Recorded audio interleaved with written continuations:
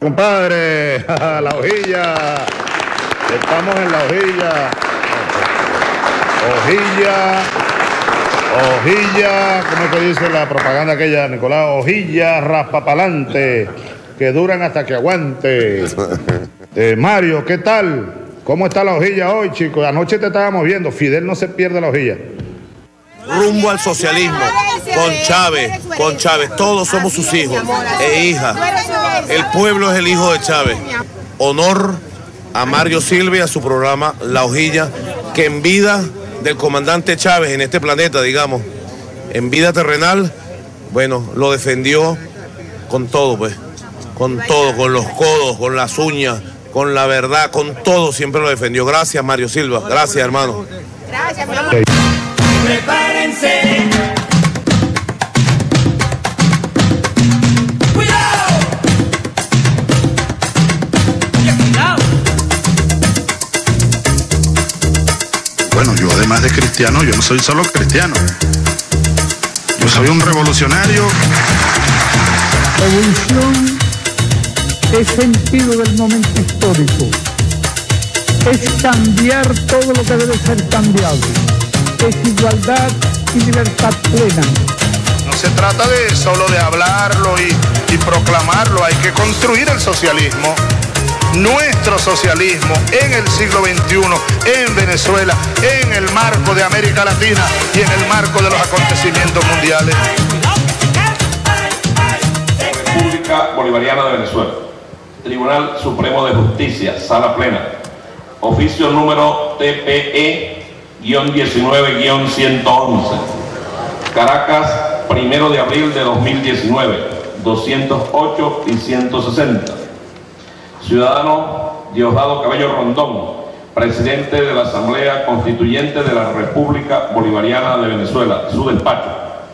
Me dirijo a usted con la finalidad de remitir copia certificada de la sentencia dictada el 1 de abril del año en curso, con ponencia del magistrado doctor Juan José Mendoza Jover, presidente de la Sala Constitucional del Tribunal Supremo de Justicia, en sesión extraordinaria de Sala Plena, que ordenó en la causa alfabética numérica AA-10-ele-2019-00002, nomenclatura de esta sala, aclara, remitir copia certificada al órgano a su digno cargo a los fines del allanamiento de la inmunidad parlamentaria del ciudadano Juan Gerardo Guaidó Márquez, titular de la cédula de identidad número 16.726.086, en su condición de diputado a la Asamblea Nacional por el Estado Vargas, toda vez que la Fiscalía General de la Nación, de la República, inició una investigación penal por los hechos violentos presuntamente propiciados por el supramencionado a partir del día 22 de enero de 2019. Hechos estos que han generado la desestabilización institucional tanto a nivel nacional como internacional, y por el desacato en que incurrió el ciudadano, por violación de la medida de coerción personal de prohibición de salida al país impuesta el día 29 de enero de 2019 mediante sentencia de la Sala Plena de este alto tribunal.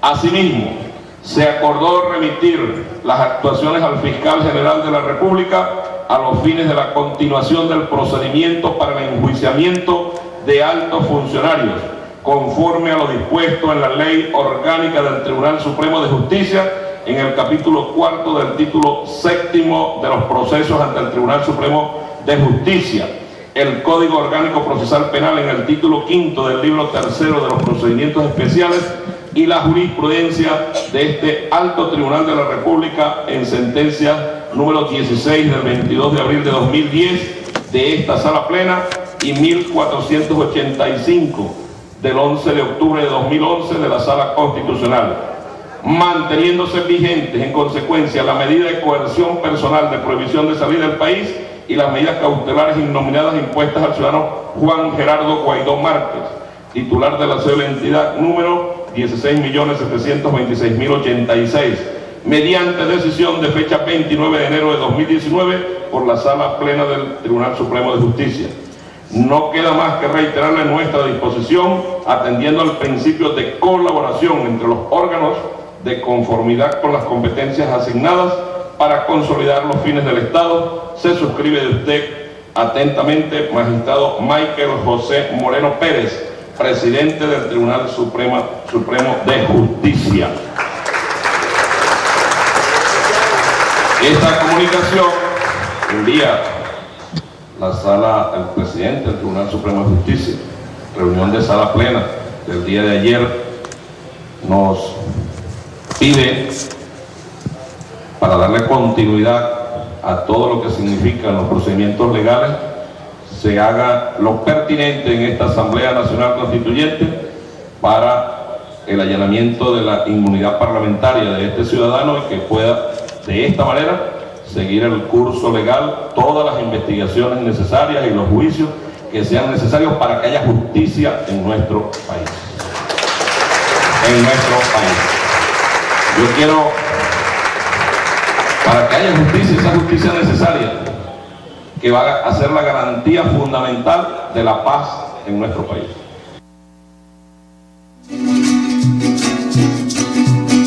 Yo no me quedo en la casa, pues al combate me voy. Voy a defender la puerta en el Valle del Monroy. Yo no me quedo en la casa, pues al combate me voy. Voy a defender la puerta en el Valle del Monroy. San Benito, échate un palo y canta con alegría, que en Motatán los tambores ya resuenan por la vida. San Benito, échate un palo. Buenas noches, ¿cómo están todos? Bienvenidos a La Hojilla. Bien, hoy en la Asamblea Nacional, de paso tengo que levantar la mano, yo no estuve allí. Las dos manos, aprobando el decreto constituyente de la Asamblea Nacional Constituyente con el que autoriza a la justicia venezolana continuar juicio contra Juan Guaidó. Pues leo la noticia en BTV. La Asamblea Nacional Constituyente durante sesión de este martes aprobó el decreto constituyente con el que autoriza a la justicia venezolana a continuar el juicio contra el diputado en desacato Juan Guaidó. Aprobado. Queda así autorizada formalmente la continuación del juicio y que nuestra justicia, de acuerdo a la Constitución y la ley, se encargue de aplicar los mecanismos previstos en los distintos códigos procesales penales, expresó el presidente del Poder Originario, Diosdado Cabello, tras el debate realizado en la sesión de este martes. Agregó, queda el Tribunal Supremo de Justicia autorizado por esta soberanísima Asamblea Nacional Constituyente y démosles tiempo a la justicia.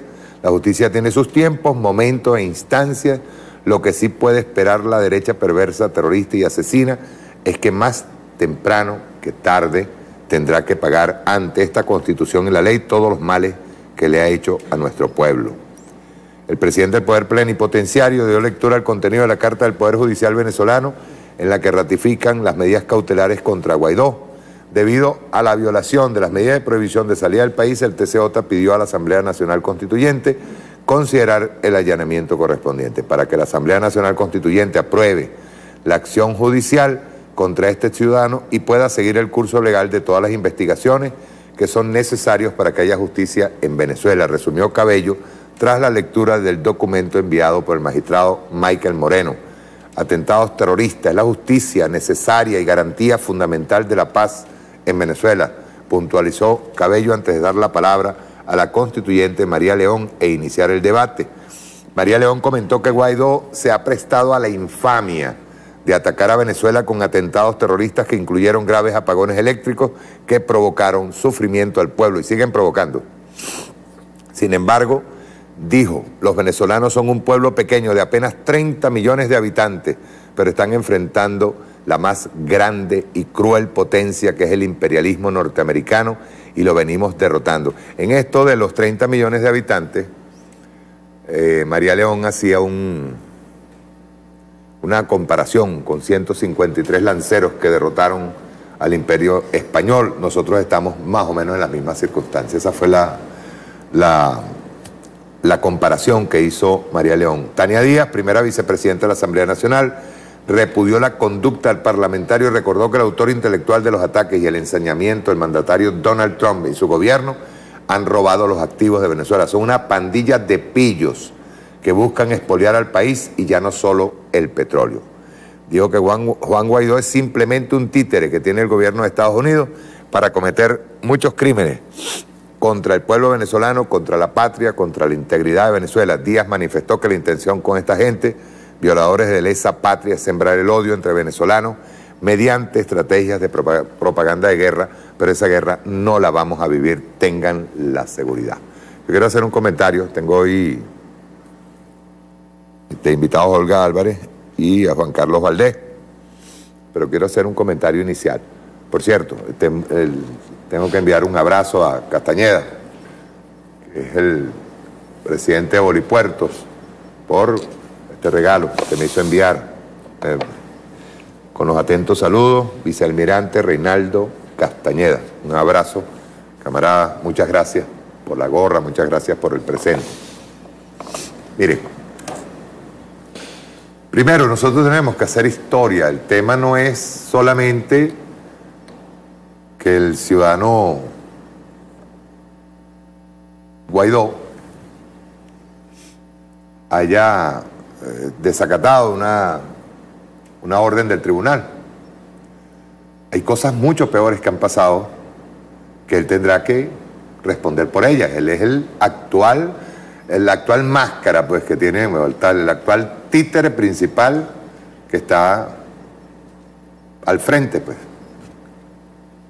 de esta nueva agresión. Ahora, nosotros no podemos ya estar hablando solamente de esta agresión, de la agresión ahora mismo con el tema eléctrico, que repetimos, el tema eléctrico es un tema transversal que ocupa todos los sectores. Aquí ya hay que empezar a hacer una evaluación o una especie de expediente de lo que ha venido pasando en Venezuela los últimos 20 años. Y cuando digo los últimos 20 años, es que el gobierno bolivariano, el gobierno revolucionario, siempre ha estado enfrentado primero a un desconocimiento de la revolución bolivariana. Segundo, a un ataque permanente que ha originado pérdidas de vidas humanas. Empezando por ahí, eso hay que decirlo. Y sobre todo,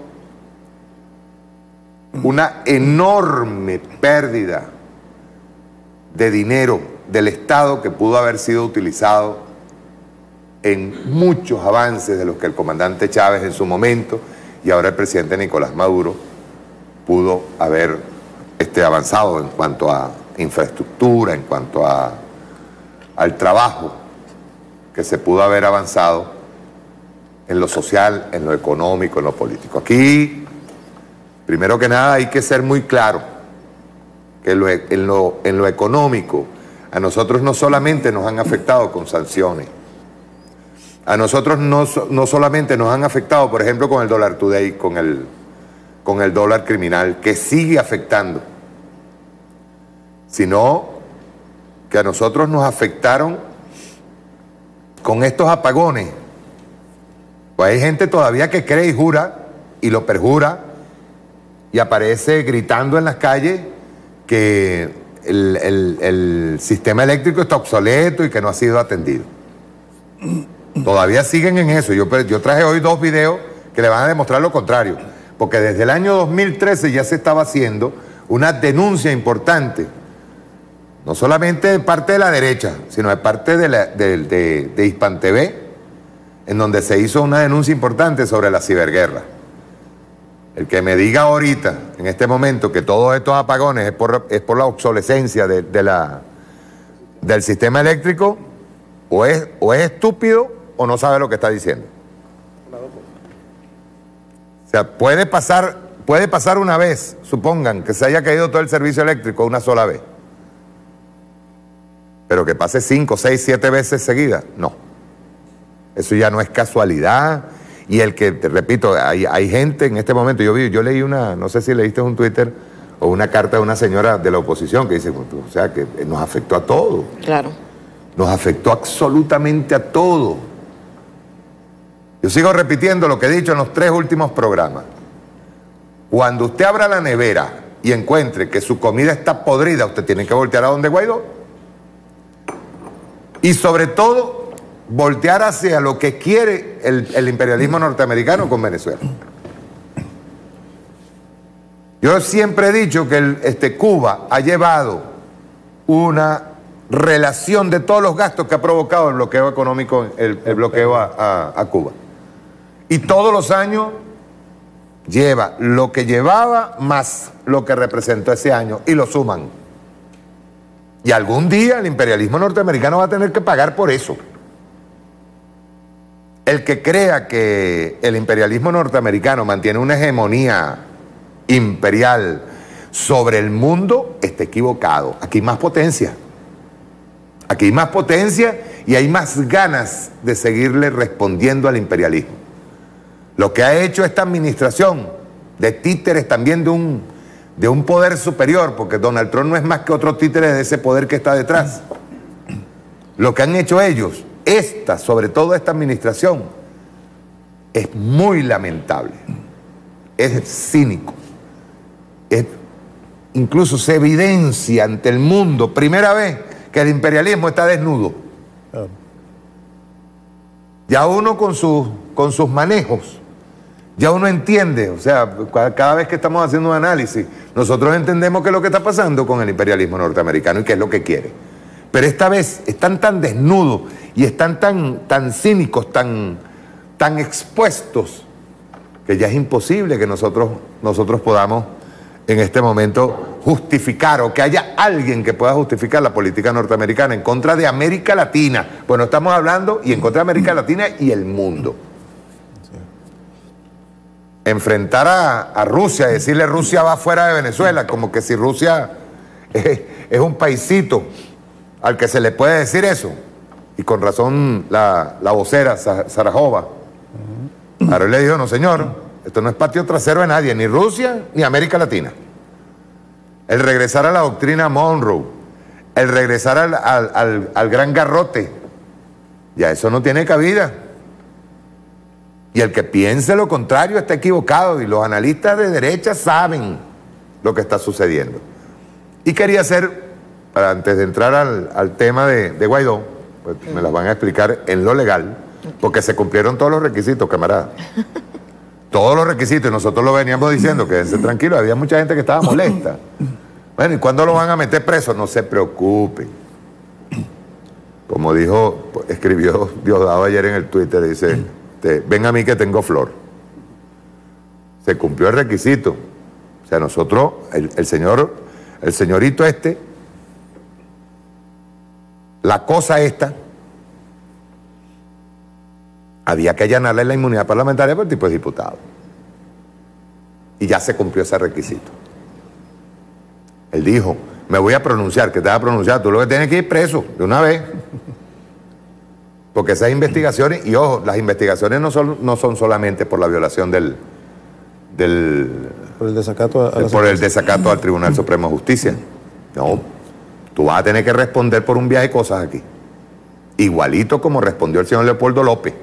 Y el señor Leopoldo López todavía tiene pendiente varias cosas, estando en su casa y manejándote a ti, y el señor Leopoldo López siendo títere también de Donald Trump. Voluntad popular, pues. Y los otros diputados, todos los que participaron en este sainete, toditos los que han participado. Ya Juan Guaidó se está diluyendo. Sus primeros 100 días se agotaron. Y lo veníamos diciendo. Yo recuerdo que incluso tomé de la oposición venezolana, y sobre todo un sujeto que da asco, que está en Estados Unidos, tomé el tic-tac, tic-tac, tic-tac, se te está agotando el tiempo. Guaidó y se le agotó. Se le agotó, sigan diciendo tic-tac.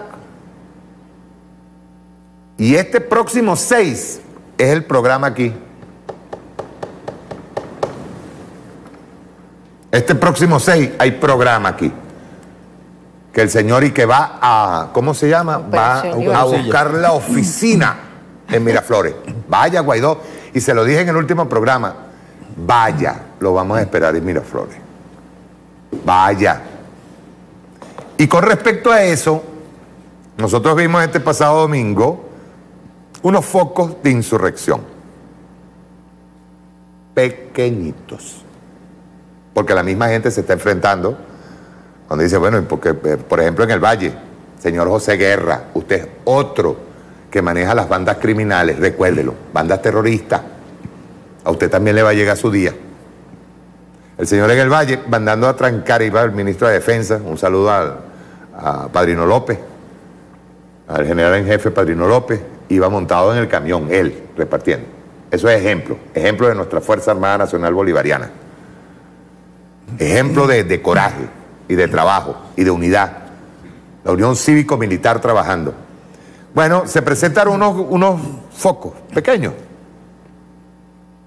Pero fíjense, yo de inmediato cuando me hablaron de Fuerzas Armadas, dije, está cercano a Miraflores, ¿verdad? O sea, te monto cuatro tontos allí a montar una guarimbita.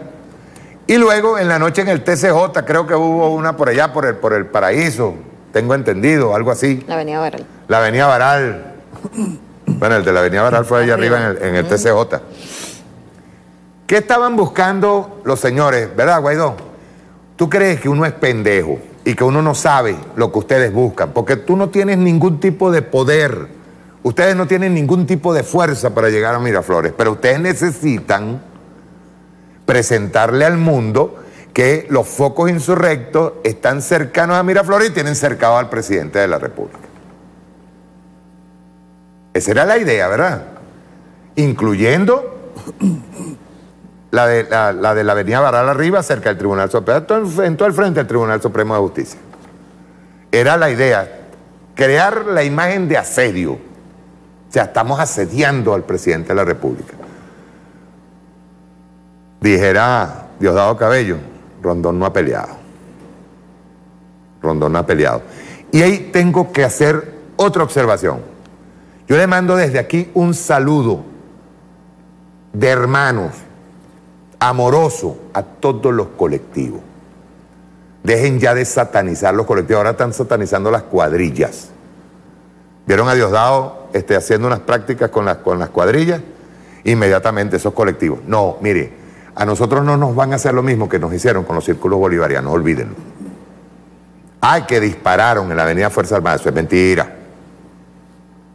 Eso es mentira. Que le tiraron un atentado a Juan Guaidó. ¿Quién le va a tirar un atentado a ese pendejo?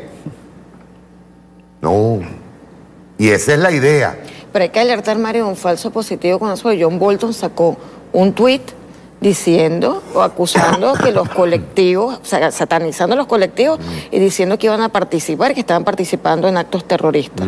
No, Entonces, ya... como él es el rey de los falsos positivos, hay que tener mucho cuidado con lo que se muestra. No, y no solamente él. Elliot Abrams es un sujeto acostumbrado a la guerra sucia. Lo hizo en Nicaragua, lo hizo en El Salvador. Todos los muertos de El Salvador se los debemos al señor Elliot Abrams. Por eso es que te digo que esta última administración norteamericana es lo peor. Lo peor. Se han desnudado. Eso es una cosa tan terrible lo que están haciendo y el mundo no está dispuesto a soportarlo. Buenas noches a los dos, camaradas. Comenzamos con la doctora Olga Álvarez. ¿Cómo está, doctora? Bien, Mario, gracias por la invitación nuevamente. Bueno, estamos en un día especial. Yo creo que todo el país ha estado esperando que comience un proceso en contra de una cantidad innumerable de delitos que ha cometido Juan Guaidó. Usurpación de funciones en la directiva de la Asamblea Nacional, valga decir que sigue vigente Ramos Ayub como presidente de la Asamblea Nacional, usurpación de funciones del presidente, entrega de los activos de la República, actos terroristas, porque el tema contra el Servicio Eléctrico Nacional son actos terroristas, no es simplemente una interrupción de los procesos eléctricos, sino que se intenta crear un grave sufrimiento, son actos terroristas que califican como delitos de lesa humanidad. Estamos hablando que también está involucrado en terrorismo financiero internacional, que es perseguible internacionalmente toda la confabulación que se armó para poder obtener activos de la República, dinero de la República bajo fraude. O sea, es innumerable, es muy poco tiempo para la cantidad de delitos. Como tú decías, ciertamente hoy se allana la inmunidad parlamentaria.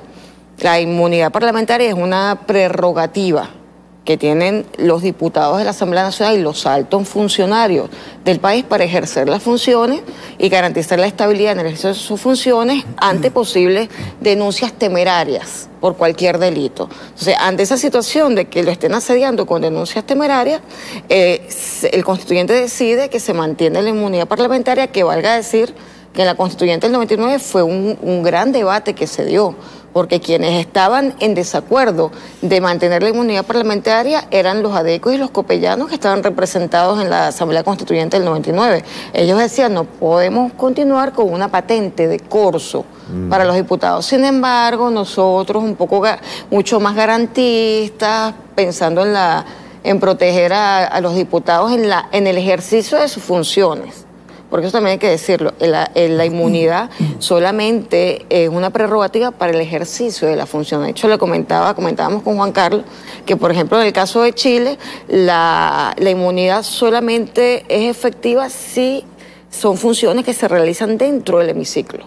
Una vez que tú sales de la Asamblea, ya no estás cubierto por la prerrogativa. Entonces, digamos que está limitada a las funciones. ¿Qué pasa hoy? Ante una decisión del Tribunal Supremo que valora si hay mérito, acuérdense que el antejuicio no es un juicio realmente, es simplemente un procedimiento previo donde se presume que hay suficientes elementos para ir a un juicio contra ese alto funcionario.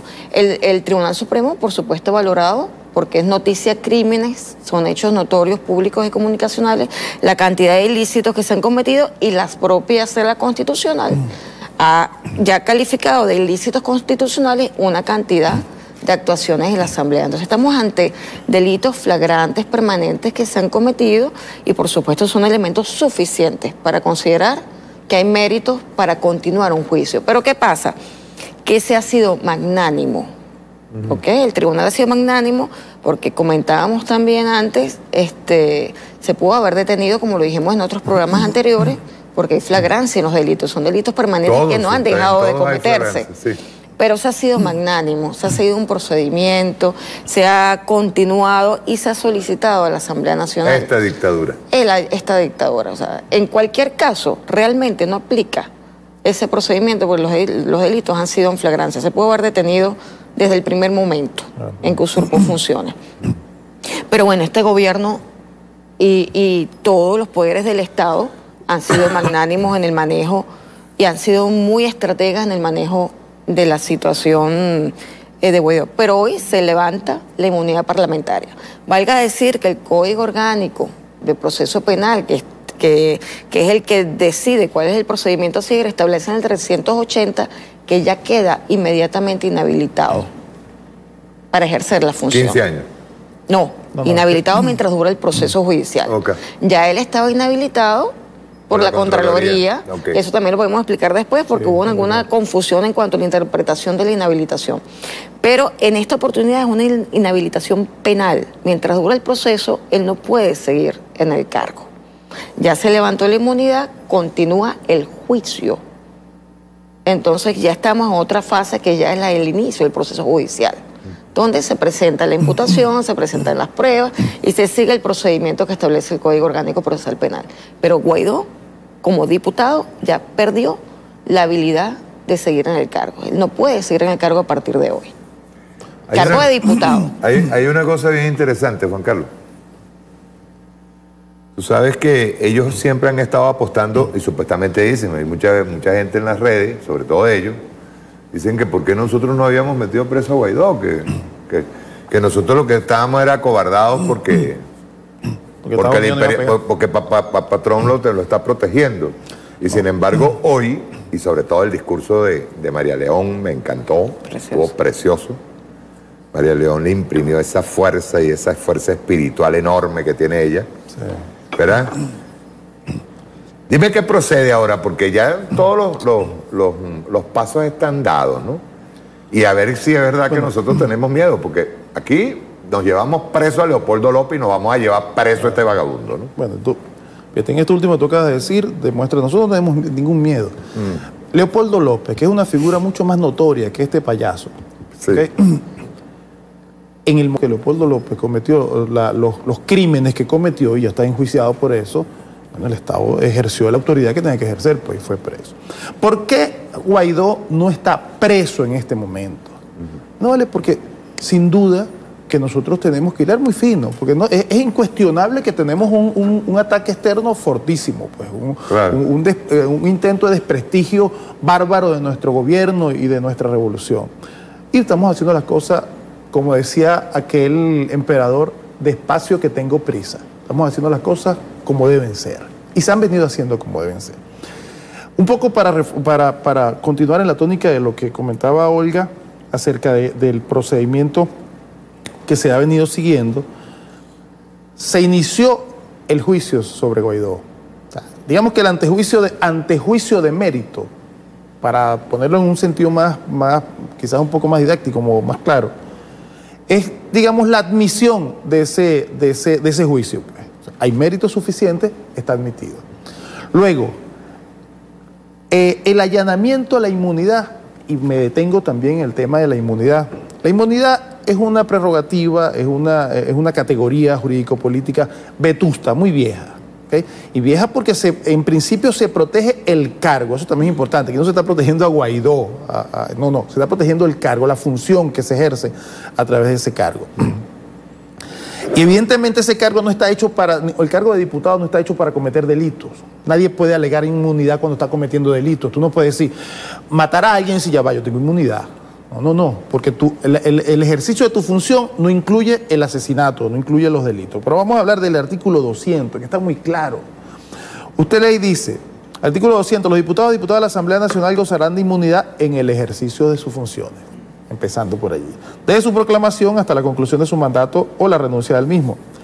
De los presuntos delitos, y es aquí donde protege, ¿okay? En este caso el constituyente, protege una posible acoso a la función de estos altos funcionarios, dice, en los presuntos delitos que cometan las integrantes de la Asamblea Nacional, conocerá de forma privativa el Tribunal Supremo de Justicia, única autoridad que podrá ordenar previa autorización de la Asamblea Nacional, porque estamos hablando de presuntos delitos. Él es inocente hasta que se demuestre lo contrario, igual es un ciudadano como todos. ¿Okay? En ese sentido, para que continúe el juicio, se pide el allanamiento de la inmunidad parlamentaria. ¿Pero qué pasa en caso de flagrancia, Mario? En caso de delito flagrante, lo dice el mismo artículo 200, cometido por un parlamentario o parlamentaria, la autoridad competente la pondrá bajo custodia en su residencia y comunicará inmediatamente el hecho al Tribunal Supremo de Justicia. Fíjense que aquí en ese punto y seguido no habla de que debes allanarle la inmunidad parlamentaria. En ese sentido coincido plenamente con Olga. Este señor, Guaidó, lo digo con responsabilidad. Usted agarra el Código Penal, Mario, lo lanza para arriba y donde caiga, Guaidó cometió ese delito. Lo ha cometido todos. Está buscando un récord Guinness en cometer delitos. Aparte de los que ya me mencionó Olga, el hombre es un cómplice necesario para la transgresión internacional, de potencia internacional en contra de Venezuela. O sea, Estados Unidos lo necesita para seguir agrediendo a Venezuela. Decía hoy Tania Díaz, para darte un comentario, decía hoy Tania Díaz, que el tipo era un perfecto desconocido. Claro, o sea, don nadie. Un don nadie, y de repente sacaron a este don nadie así como del sombrero de un mago y lo pusieron allá al frente. En la casa de él lo trataban de usted, porque no lo conocían. Bueno, así es. Pero ese don nadie, moldeable, era el que necesitaban. O sea, él era el perfecto, Mario. Porque es un tipo con muy poca formación político e ideológica, ¿ok? Ignorante atrevido, con ningún apego a su país, no le importa su país, porque un hombre que además se vanagloria de que está acabando con su país, ¿no? Y además lo dice como un logro, Bueno, es obvio, ese era el hombre que necesitaba Estados Unidos para este caso. Continúa el proceso judicial en contra de este ciudadano, como todos. Por supuesto, que al culminar el proceso judicial en su contra, mira, la justicia tendrá que concluir en lo que todos los venezolanos, la mayoría de los venezolanos, ojo, tirios y troyanos. Sí, señor. Tirios y troyanos, queremos, y véanlo en las redes, señores, búsquenlo en las redes, cómo los opositores se manifiestan respecto a Guaidó.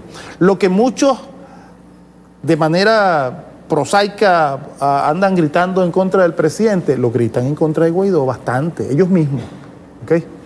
O sea, a Guaidó no lo quiere nadie ya. Y en este momento, la justicia venezolana está cumpliendo su rol. Para aquellos que dicen, Mario, que eso es una locura porque es la Asamblea Nacional la que debe allanar la inmunidad de Guaidó. Sí, que la Asamblea Nacional Constituyente no existe. Ajá. Bueno, está en la Constitución. Está en la Constitución y para eso se cumplieron todos los extremos de ley para que en la actualidad tengamos una Asamblea Nacional Constituyente, desde el artículo 347 al 350. Pero el 349, en su primera parte dice claramente, los poderes constituidos no podrán. Los poderes constituidos no podrán en forma alguna impedir las decisiones de la Asamblea Nacional Constituyente. ¿Tiene autoridad o no tiene autoridad la Asamblea Nacional Constituyente para allanar la inmunidad parlamentaria de este señor? Es evidente, está en la Constitución. La soberanía. Claro, es el supralegislador. Sí. ¿Ok? El que puede más puede lo menos. ¿Cómo no va a poder? Si puede hacer una Constitución, no va a poder allanar una inmunidad a un Parlamento. Y sobre todo estamos hablando de un Parlamento que se autoanuló. Decía el mismo Diosdado, dice... Pero bueno, si las circunstancias, si ellos hubiesen aceptado, hubiesen retirado sus diputados, por ejemplo, y se hubiese dejado correr, el debate del allanamiento a Juan Guaidó se hubiera dado en la Asamblea Nacional. Claro, así es. O sea, eso lo dijo Diosdado. Ellos se han mantenido en una... Sí, pero son tan torpes, oye, ellos siguen cometiendo los... Yo creo que ya ni siquiera cometen los mismos errores. Mira, yo decía hoy, yo en eso soy... muy duro cuando digo las cosas. Yo creo que la oposición venezolana no ha entendido que la única manera que pudiera optar al poder, incluso hasta con su discurso de derecha, es a través de la legalidad. Sin duda. Es la única manera. Es así. No hay otra. Por supuesto. O sea, no hay otra. ¿Es a través? A través de la legalidad. O sea, si la oposición venezolana lleva 20 años haciendo lo mismo, torpeza tras torpeza. Y ya esta última torpeza es la eliminación prácticamente de ellos. Sí. Fíjate bien, nosotros siempre hemos dicho, Juan Carlos, y tú, Olga, que la oposición venezolana va, ¿cómo te digo?, va desapareciendo de acuerdo a sus errores porque los va profundizando. Y el hecho de haber entregado el país prácticamente al mando de la actual administración que está en Washington, haber entregado el país es su entierro, compadre. Es su sepelio. O sea, no solo eso, sino que... Yo te hago una pregunta, Olga, y ahorita quiero que me expliques lo de la Contraloría y lo del... Ok, pero yo te digo una cosa, o sea, ¿con qué cara la oposición venezolana se va a mostrar ahora mismo a pedir, por ejemplo, diálogo? Por ejemplo, vamos a sentarnos, vamos a dialogar, y con qué cara diciendo Guaidó, por ejemplo, sí, está bien, yo no soy presidente, pero vamos a elecciones, o vamos a dialogar sobre elecciones, o vamos a hacer lo que sea. O sea, ¿con qué cara? No, tendrían que hacer un acto de constricción supremo frente al pueblo venezolano por todo el daño que esos aliados han estado causando, apoyando estas acciones terroristas de voluntad popular. Lo peor de todo, Olga, es que el gobierno norteamericano pasó la raya, ya no puede devolverse. No. Y lo peor de todo es que no puede devolverse, y si sigue hacia adelante se va a caer porque tiene un abismo. Pero fíjate que los medios de comunicación que estuvieron aupando a Guaidó y las acciones de este grupo terrorista, ellos son un grupo terrorista, empezaron desde la semana pasada ya a descalificarlo como presidente interino, empezaron a hablar del autoproclamado, o sea, pareciera que le empezaron a quitar la alfombra. Incluso la visita de la esposa del exdiputado Guaidó ni siquiera contó con todo el formalismo protocolar del uso de la bandera. O sea, hay un menosprecio hacia estos personajes que no están cumpliendo a cabalidad el plan, no funcionaron para el plan. Estabas hablando del tema y que la gente se lo preguntaba a Mario, todos queríamos justicia ya, porque yo me sumo también al tema de la justicia ya, ¿no? Claro, cuando empezamos a entender todo el panorama un poco más amplio, obviamente el presidente Nicolás Maduro tiene el panorama completo de lo que ocurre nacional e internacionalmente. Hay cosas que uno desconoce porque uno no está en conocimiento de todos los elementos, ¿no? Pero hay que decir, los tiempos jurídicos son distintos a los tiempos políticos. O sea, lo jurídico continuaba su proceso, pero lo político seguía también su propio procedimiento. Si se hubiese detenido en el primer delito que cometió Guaidó, a Guaidó, no hubiésemos sabido todo el plan terrorista que había contra el sistema eléctrico nacional, todo el terrorismo financiero. O sea, hay una cantidad de elementos que se pudieron develar en este momento y que agota el plan. Lo agota. Agotaron la última estrategia. El resto que iban a echar está agotado en este momento. O sea, ¿qué es lo que va a hacer la oposición o un sector que posiblemente crea en la política y sepa que tiene que volver a la política? ¿Qué va a hacer en este momento que ya se agotó el plan del golpe? Además, un plan perverso que incluyó delitos de lesa humanidad. O sea, ¿qué va a hacer este sector de la oposición? Yo la verdad no lo veo muy claro. Esperemos que haya un acto de constricción por parte de este sector que quiera volver a la política y sumarse a construir la nación, construir los fines comunes y seguir avanzando. Yo creo que es el momento de una gran reflexión nacional por haber permitido que esto llegara hasta donde llegó en cuanto a la posibilidad de planes terroristas contra todo el pueblo. Explícame por qué lo de la Contraloría y por qué para que la gente lo tenga claro. Mira, la Contraloría, por supuesto, aplicó la ley orgánica de la Contraloría, el artículo 105, y aplicó la ley contra la corrupción. Había una duda respecto al momento en que se hacía eficiente la inhabilitación administrativa, ¿no? La inhabilitación del órgano administrativo. Ahí se discutió porque había una sentencia del año 2005 del Tribunal Supremo de Justicia que interpretaba el artículo 105 de la Contraloría y exponía, que yo estoy en total desacuerdo con esa interpretación, pero es mi opinión personal, que los efectos para funcionarios que estén en cargos de elección popular comenzaban a partir del cese en las funciones que estaba cumpliendo el funcionario, ¿no? de elección popular. Posterior al 2005 sale la ley contra la corrupción. Posterior a esa interpretación, esa ley contra la corrupción sí establece que esa ley aplica, ¿ok? Contra funcionarios, o aplica para funcionarios que estén en cargos que hayan sido originados por elección. Es decir, cambia la visión de la interpretación. O sea, que bien podía considerarse que ya Guaidó estaba inhabilitado por la Contraloría una vez que se decide la sanción. Porque la Contraloría además tiene la potestad, la potestad sancionadora que le da la Constitución para este tipo de violaciones a la ética pública y a la moral administrativa. Entonces, es completamente válida la sanción de la administración. Recuerdo que cuando el caso de Leopoldo López hubo una decisión de la Corte Interamericana que ordenaba que nosotros no sancionáramos a Leopoldo López, no lo inhabilitáramos políticamente, y ordenaba la ejecución de esa sentencia porque ellos decían que eso violaba la Convención Interamericana de Derechos Humanos. La Sala Constitucional le respondió: un momento, pero así como hemos firmado la Convención Interamericana de Derechos Humanos, que habla de derechos políticos individuales, hemos firmado la Convención Interamericana contra la Corrupción, que establece claramente que el país debe tomar las medidas más severas administrativas y jurisdiccionales para perseguir y castigar los delitos contra la cosa pública, contra el patrimonio público, contra el dinero de todos. Entonces, digamos que nosotros hemos avanzado en ese aspecto y algunos sesudos de la derecha intelectual, esos abogados que decían que no era posible la sanción si no era por vía jurisdiccional, hay que recordarle, primero, que existe una ley contra la corrupción que es posterior a esa interpretación del 2005.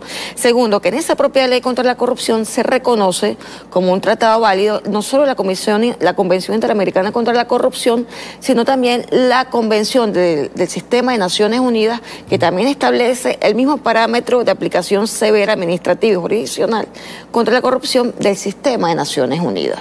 Es decir, nosotros estamos aplicando tratados internacionales que han sido ratificados por Venezuela en materia de persecución de actos que van contra la moral administrativa y contra la ética pública. Entonces estamos en el marco constitucional y en el marco legal aplicando todas las sanciones correspondientes al universo de delitos que está cometiendo Guaidó y los colaboradores y las personas que le han acompañado en esta serie de delitos. Oye, quiero resaltar, Mario, que fue una discusión que se dio aquí, que dejamos que la oposición nos metiese en ese campo. Es una discusión que viene del principio del siglo XIX, ¿no? Que se da a raíz de una famosa sentencia en Estados Unidos, que fue la de Madison y versus Marbury. Y es la de la posición contramayoritaria. Es decir, ellos quisieron hacerlo desde el principio, debemos recordarlo, que ellos decían, cuando se enfrentaron por los miembros del Tribunal Supremo, nosotros tenemos una legitimidad de origen superior a la del Tribunal Supremo porque a nosotros nos eligió el pueblo y al Tribunal Supremo no lo eligió a nadie. Es una discusión de principio del siglo XIX que murió a principios del siglo XX, murió. O sea, ya eso no lo discutía nadie. ¿Por qué? Porque en las democracias constitucionales, la legitimidad, su legitimidad viene desde acá. No porque alguien votó por ti o no votó por ti, no. Todo lo funciona. En la actualidad, el hecho de que voten por parlamentarios, porque hay países donde los jueces son elegidos por votación popular. Si mal no recuerdo, en Bolivia creo que es uno de los donde los jueces se eligen por votación popular. ¿Tienen más legitimidad esos jueces que otros jueces? No. Esa es una forma de designar el funcionario que se eligió en ese país, pues. ¿Okay? De manera que ya eso es un absurdo hablar de una legitimidad mayor. Es una doble legitimidad. La legitimidad de origen, que es la que establece la Constitución, que el constituyente dio una legitimidad per se, que es la que le dio, por ejemplo, en el caso del 347 al presidente Nicolás Maduro para convocar directamente. Él está legitimado doblemente, que es una discusión que siguen dando desde la oposición para descalificar a la ANC. Él tiene la legitimidad de origen que le dio el constituyente a través del 347, que dice, usted, como tiene una legitimidad democrática por el voto, está legitimado por el constituyente para convocar directamente, sin consultarlo al pueblo, porque no necesita consultas. Estamos ante la Asamblea Constituyente se convoca porque hay una situación extraordinaria en el país que amerita un nuevo pacto político. Entonces tú no puedes detener al país para consultar cuando tú necesitas presentar una solución constitucional a un problema político, económico, de gran envergadura. Además invitaron a la fuerza de ellos a que participaran. Claro, pero entonces lo que estamos hablando es que lo que dice Juan Carlos es totalmente cierto, y viene el tema del cuestionamiento que se le hace hoy a la Asamblea Nacional Constituyente todavía, que eso ya debería estar sanado, todo el cuestionamiento a la convocatoria, a la legitimidad, porque la legitimidad no es solamente por el voto del año 2017, donde participó un importante porcentaje del padrón electoral, sino también porque es que el constituyente, como dice Juan Carlos, a través de esa legitimidad de origen que da la Constitución, le permite convocar directamente. No hay nada que discutir. Una cosa, que cuando tú llegaste me lo comentaste, que hubo una cantidad de personas que agarraron y pasaron por la frontera. John Bolton dice que el pueblo venezolano ha roto las barricadas de Maduro y ha comenzado a trasladar la ayuda humanitaria desde Colombia. Mentiroso. Mentiroso. La gente pasando trabajo. Desesperada. En Cúcuta. La gente pasando trabajo, agarró y pidió por favor que les permitieran pasar. Fue Venezuela. No seas mentiroso, Bolton. No seas mentiroso. Hay que responderle a este señor. Hay que responderle a esto. Video show del momento en que la gente rompe. No, la gente no rompió las barreras. La gente pidió salir de Cúcuta, pues está en muy malas condiciones. Cúcuta depende. El 71% de las personas que viven en Cúcuta y en el norte de Santander viven del contrabando que extraen de Venezuela. Viven de eso. Viven del contrabando de gasolina, el contrabando de víveres, de insumos en términos generales. Ahorita con la frontera cerrada, están pasando trabajo, Mario. Están pasando el trabajo. Y la mayoría de eso, bueno, ya hemos visto varios videos, la mayoría de los militares estos que compraron, se fueron... No, terrible, los dejaron solos. Los dejaron solos. Solos. Ya no los quieren ni en los hoteles donde ellos los alojaron, pues ni cómo pagarlo. Entonces, bueno, es obvio que intenten regresar a Venezuela. No, bueno, es que no hay problema, pero tienen que pasar por la ley. Así es. Vamos a ser claros. Militar que abandonó a su país, se fue a otro país para hablar mal de su propia patria. Te va preso, camarada. Y participar en crímenes de agresión, porque lo que se estaba fraguando era una agresión de Colombia contra Venezuela. Claro. Hay una cosa que se ha venido hablando mucho por allí, que es la cuestión de la obsolescencia, que eso es mentira, que es mentira que hay un ciberataque, mucho menos. En el año 2013 salen 2 videos. Uno es RTV Española, yo solamente hice unos recortes. Uno de RTV Española, que me pareció bien interesante que nosotros lo mostremos. Y luego uno en el 2013 de Hispan TV explicando el ataque a las centrales nucleares. Que son centrales nucleares para electricidad, para energía, sí, ¿verdad? Yo quiero primero pasar el de RTV, para que veamos si es verdad. O sea, esto es en el año 2013 y está hecho, esta parte del documental está hecho por norteamericanos. De hecho, ellos piensan que el ataque podía ser contra ellos. Para que tú veas. Y lo explican. Dice, imagínate tú un día, una ciber Hiroshima y amanecer un día que tú no tienes ni teléfono ni nada. O sea, esa es la pesadilla del americano medio y de más de uno que anda para arriba y para abajo con un celular. Vamos a verlo. Sí. Yo creo que todos estamos afectados. No, todo el mundo sale afectado. Sí. Pero lo bueno es que lo que explican allí, y esto es bien importante, lo que explican allí es exactamente lo que está sucediendo. Igual. Y yo quiero hacer una reflexión, y quiero invitarlo a usted a hacer una reflexión de lo necesario que es que nosotros, por favor, en este momento clave, nosotros entendamos. Yo creo que el presidente está muy claro, pues el presidente acaba de nombrar a un ingeniero eléctrico como ministro del sector eléctrico y acaba de sacar a tecnología, a ciencia y tecnología, sacarlo y darle una importancia, una relevancia que es vital. Para mí es vital. Vamos a ver esta primera parte que se llama ciberataque. Rueda. Perfecto.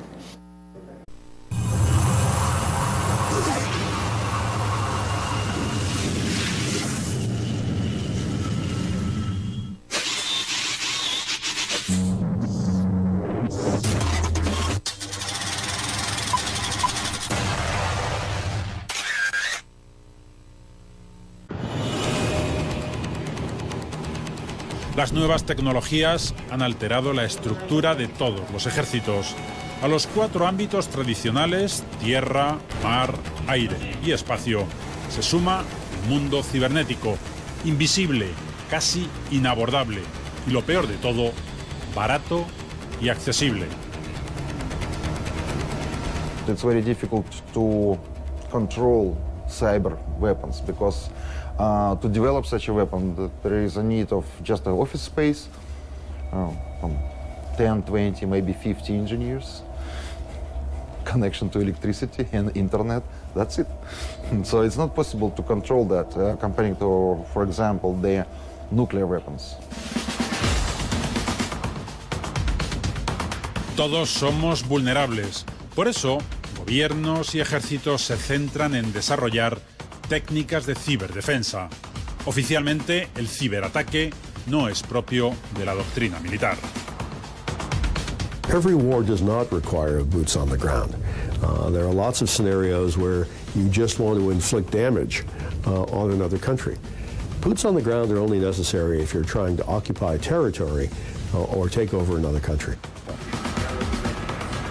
En otras palabras, responder a un ciberataque con misiles. Estados Unidos contempla ya esa posibilidad como represalia o simple disuasión. Pero, ¿de qué ciberataque estaríamos hablando? Podría ser contra sistemas utilizados por los ejércitos o podría ser un ataque global, que afectara a toda la población.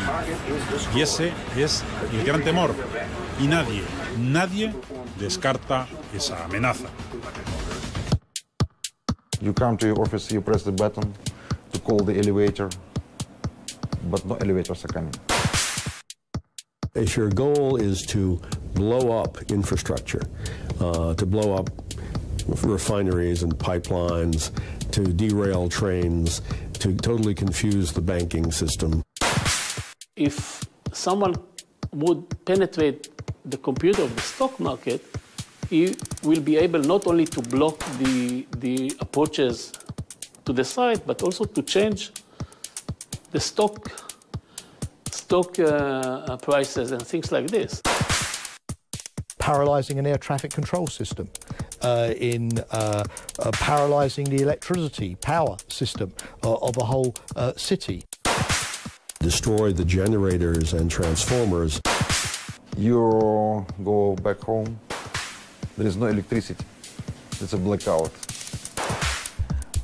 You try to call by phone the security service, no one answers because the telephone lines are not working.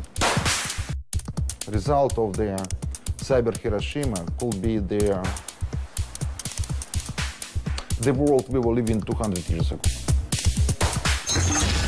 Ese es el problema. El mundo ni puede ni quiere vivir sin ordenadores, sin internet, sin móviles, como hace apenas unos años. El proceso de informatización es irreversible.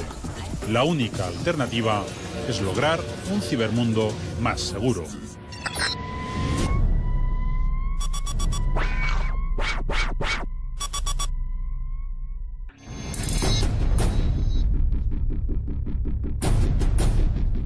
Esa puerta nos abre un universo desconocido. Formid es la base del recién creado Cibercomando del Ejército de Estados Unidos. Se encuentra en Maryland, no lejos de Washington. En esta sala y en otras como esta, se diseñan las armas del futuro. Imposible siquiera imaginar su potencial. The United States has an offensive advantage, but that doesn't mean it can defend itself. It's very good at the offense and very bad at the defense. We know that the Americans lately decided to form a cyber command, which contains tens of thousands of people. So you can imagine what can be done with tens of thousands of people.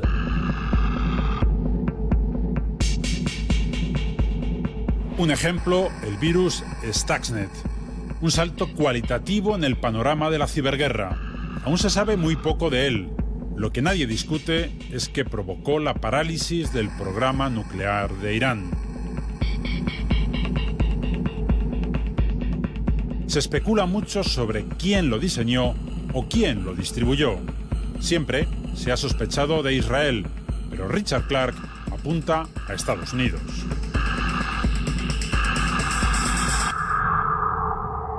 The American attack on the Iranian nuclear facility was a very sophisticated attack that was designed to break things, to cause things to blow up, and it worked. Sometimes strange declarations coming from Richard Clarke. Just a week ago, he said that the Stuxnet was done only by the United States of America, which is amazing. I mean, se disputan la autoría de un arma que atemoriza. Es casi perfecta, inteligente y demoledora.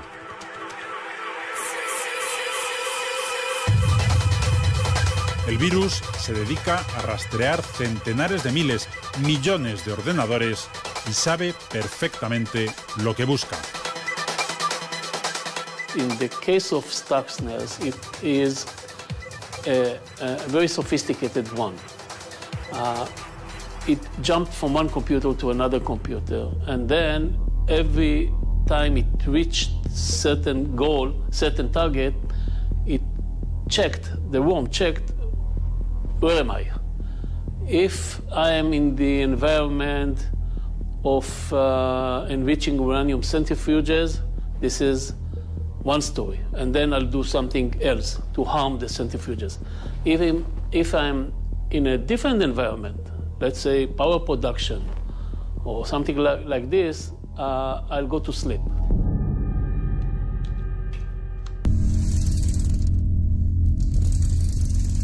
El caso Stuxnet no es excepcional. Duqu, Wiper o Flame. Un virus unas 20 veces más potente que Stuxnet y que hace estragos en ordenadores de Oriente Medio. Es capaz de robar millones de datos. Su misión, el espionaje industrial. Esa es la otra guerra que se libra en el ciberespacio. China, for example, is breaking into companies around the world, around Europe, around North America, and stealing corporate secrets and passing that information on to Chinese companies so that they can compete more effectively against European and American companies. That's a form of cyber war. It's economic intelligence that the government of China is doing to help it win the global economic competition. Es fácil decirlo, más complicado probarlo. La ciberguerra plantea un serio problema jurídico. No hay forma de atribuir un acto de agresión y eso significa que es difícil asignar un casus belli. It's very difficult for us on the defence to know exactly where the attack is going to be, to protect every single point, and to know who is attacking us because of the problem of attribution.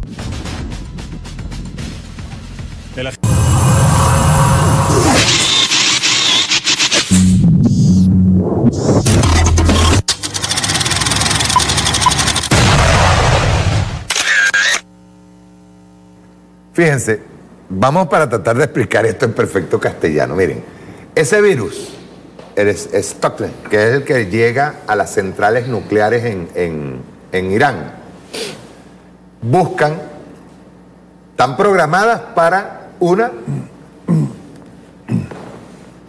activar unos explosivos que llevaban unos repuestos que le vendieron a Irán para esas centrifugadoras de uranio. Es decir, cuando estaban construyendo la centrifugadora, les vendieron unos repuestos donde debajo, dentro de la estructura del repuesto, estaban unos explosivos. Y ese Stuxnet activaba los explosivos en el momento en que llegaba a la computadora. Aparte de eso, en la centrifugadora, que como todos equipos ahora mismo son todos informáticos, hacía que la centrifugadora pasara de 40.000 revoluciones a 80.000 revoluciones y venía el estallido. O sea, dígame usted en qué mente criminal cabe esto, que por ejemplo una central nuclear estalle, un Chernobyl otra vez. O sea, ¿en qué mente criminal cabe eso? Y como dicen, es más, de hecho, lo explican, es el sistema de agresión más barato y más dañino. Lo que nos pasó a nosotros, pues. Por eso es que yo digo que Guaidó tiene que ir preso por muchas cosas. Lo que nos pasó a nosotros tuvimos casi 48 horas sin luz. Sí. 48 horas sin luz. Y en 48 horas sin luz, todas las pérdidas que tuvo. ¿Cuánto fue en barriles de petróleo? Esta mañana no menos de 900.000 barriles pudo haber afectado.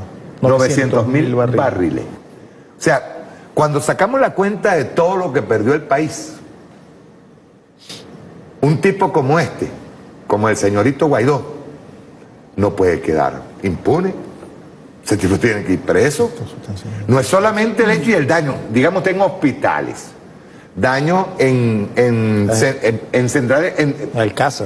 El daño en las bombas de agua. Lo explicaba Evelyn Vázquez lo explicaba el otro día. El tener, primero porque nuestro sistema de agua es de abajo hacia arriba. Hay que bombearlo. Y hay que bombearlo a juro. Y resulta que todas las tuberías se llenan de agua, todo este proceso, mientras venía la luz, se estabilizaba, vuelven a dar otro golpe a la luz, ya otra vez las bombas. O sea, lo que decía María Alejandra, un saludo de Margarita, hola María Alejandra, lo que decía María Alejandra, imagínenlo, que es que la luz o la electricidad es transversal a toda la producción y la economía del país. Así. Vida social, pues, la comida, ¿cómo se llama? El agua misma. No, ellos dieron un golpe en el corazón del funcionamiento de cualquier estado.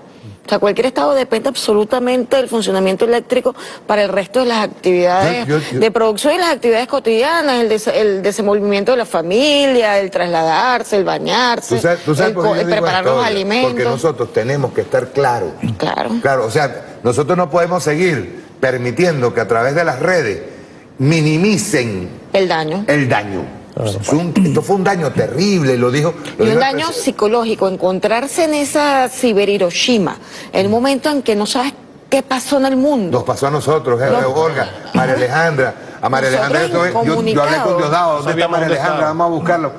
O sea, al final, medio comunicarse a través de WhatsApp para saber dónde estaban. Y eso nos tiene que preparar. No, además el golpe de la zozobra de no saber en dónde estás, qué está pasando, con quién me comunico, cómo, lo que relataba, ojo, esto que pasó Mario, hay que decirlo, no es una película, no es un video, estamos viendo a científicos contando cómo ha avanzado el tema tecnológico y el tema del ciberespionaje, que es una variedad de la ciberguerra, y cómo impacta en la ciberguerra, inclusive el uso no solamente de virus, sino de pulsos electromagnéticos. Eso es ciencia. Para quienes no saben, decían allí en el video que impacta, son decenas de miles de investigadores científicos desarrollando programas ciberguerra, y virus para el ataque. Y dicen, no es tan efectivo para la defensa. Eso me hace comprender hoy a mí, con razón, Trump acaba de dar una orden ejecutiva para desarrollar la defensa ante pulsos electromagnéticos. Claro. En el 2011, el subsecretario de Defensa de los Estados Unidos, dando un discurso en el Congreso, dijo, las nuevas armas ya no van a ser tanques ni aviones, van a ser bits y bytes. Refiriéndose a la ciberguerra. Evidentemente sí, eso existe y no es nuevo. Estoy hablando de eso lo dijo en el 2011. Pero en el 2007 Estonia, que es uno de los países que más utiliza la tecnología, un país pequeño pero es el que más utiliza la tecnología. La gente prácticamente no va a los bancos, Mario. Todo lo hacen desde su celular. Para ellos es un derecho humano fundamental el internet ¿cómo se llama? De banda ancha. De banda ancha. Tuvieron un ataque en el 2007 que le desestabilizó absolutamente todo el país, la banca, todo. El país se paralizó por varios días por el atacar, hubo un ciberataque, ¿no? O sea, no es nada nuevo esto. Y todavía siguen diciendo, repitiendo la barbaridad que dijo Guaidó de que el sistema es analógico. Eso es como hackear una nevera. Señores, no es posible que en la actualidad el sistema nuestro sea analógico, sobre todo por el nivel de desarrollo de la sociedad que obliga además a modernizar nuestro sistema. Hay que recordar algo también aquí. Ellos desde el principio aceptaron la oscuridad hasta que cese, yo tengo la frase, la oscuridad hasta que cese la usurpación. Ellos lo aceptaron, luego se dan cuenta que la mayoría de la población, incluido lo que dices tú, tirios y troyanos, dijeron, no, esto es una barbaridad. Y ahí dijeron, no, es el sistema eléctrico que está obsoleto. Porque en 20 años no se le hizo servicio. Mire, camarada, ¿sabe quién es el primero que tiró esa observación? Elliot Abrams. Fue el primero. Más atrás fue el títere, ¿cómo se le llaman a estos muñecos? El ventríloco. El ventríloco. Salió a decir lo mismo. O sea, se echaron para atrás en el tema, por eso es que te digo que lo difícil aquí es recoger en las redes después de haber lanzado. Recoger lo que tú has dicho, ¿no? Claro.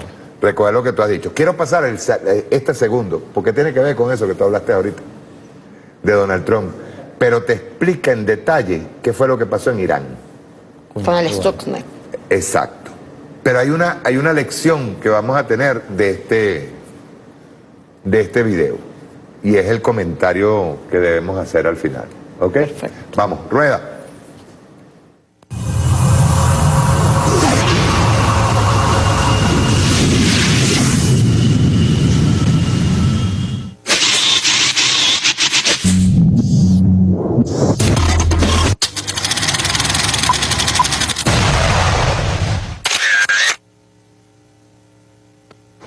Donald Trump ha anulado una directiva de su antecesor Barack Obama que imponía restricciones al uso de armas cibernéticas contra los países adversarios de Estados Unidos, según informa The Wall Street Journal.